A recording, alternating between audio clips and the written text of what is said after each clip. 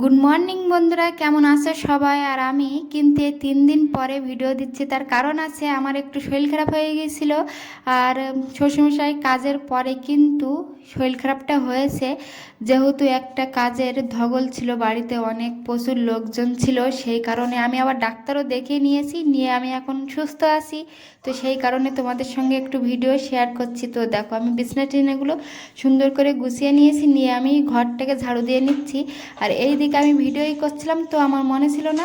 তো এখন থালা বাসন মেজে নিয়ে আসার পরে মনে পড়লো, তাই তোমাদের একটু আবার দেখিয়ে দিচ্ছি।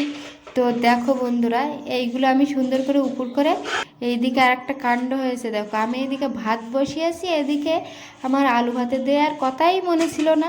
তো যাই হোক, কিছু করার নেই, আমি এবার আলু কেটে নিচ্ছি, আলু ভাজবো। তো আজকে ভাত আর আলু ভাজা সকালের টিফিন। আর দুপুরে কি কি হয় দেখা যাক। দেখা যাক বলতে বলতে তোমাদের দাদাভাই এইদিকে সবজি ক্ষেতের থেকে কি কি সবজি এনেছে। দেখো, দুটো কুমড়ো এনেছে, পুঁই শাক দিয়ে, কুমড়ো দিয়ে আলু দিয়ে চচ্চড়ি হবে। আর ওলের ডাঁটাগুলো তুলে এনেছে, ওলের ডাঁটা ভাজা।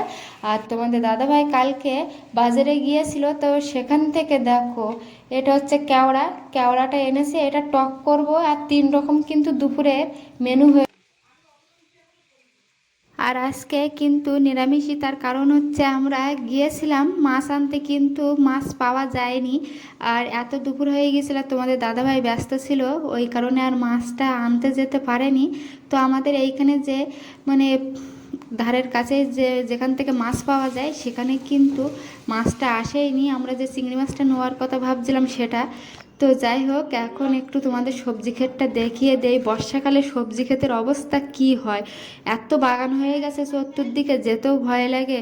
তবু তোমাদের জন্য একটু কষ্ট করে যাই, গিয়ে দেখাই যে আমাদের সবজি ক্ষেতের অবস্থাটা কি, আর কি কি সবজি আছে। সব সবজি কিন্তু মরে গিয়েছে, জল পড়ে, জল উঠে। আর এখন কচু শাকটাই বেঁচে আছে দেখো। আর কচু শাকে ফুল এসে গিয়েছে, এই ফুলগুলো কিন্তু মানে নতুন স্টাইলে এগুলোকে সুন্দর করে ভেজে খাওয়া যায়, কিন্তু আমরা জানি না বলে খেতে পারি না। তো যাই হোক, আমি এখন বাড়ি চলে এসেছি। আর এই দেখো, আমার সামনে কে, আমাদের কালু এসে হাজির। তো তারপরে ভিডিও আর দেখানোই হয়নি যে আমি মানে কি কি রান্না করেছি। তো পরে আবার একটু দেখিয়ে দিলাম তোমাদের যে এগুলো রান্না হয়েছে কিনা। তো চলো, টাটা, রেখে দেই। আমার ভিডিও যদি ভালো লেগে থাকে, সাবস্ক্রাইব করে অবশ্যই পাশে থাকবে বন্ধুরা। তো চলো, টাটা বন্ধুরা, রাখছি।